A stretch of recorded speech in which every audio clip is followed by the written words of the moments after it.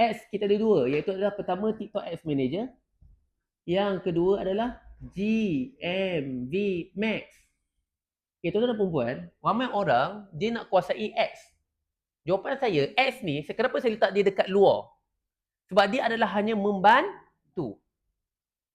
Ramai orang, saya nak ambil GMV Max, saya nak ambil TikTok Ads Manager. Tapi kalau 4 elemen utama kat sini pun lompong, tak payah nak buat. Dia adalah hanya menyumbang 20% sahaja. 80% dalam ini, iaitu nombor 1. Bagaimana produk kita tu tepat tak dekat TikTok? Ikut tak TikTok behavior? Nama kita cukup rempit tak? Packaging kita ni cukup rempit tak? Nanti saya akan share. Yang seterusnya adalah konten kita padu tak? Funnel konten kita tu lengkap tak?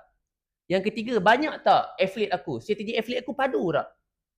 Yang keempat, live aku ni bagaimana? Banyak tak live yang aku buat? So, when 4 benda asas yang kita kuatkan, dekat situ kita run ads, confirm laju lah.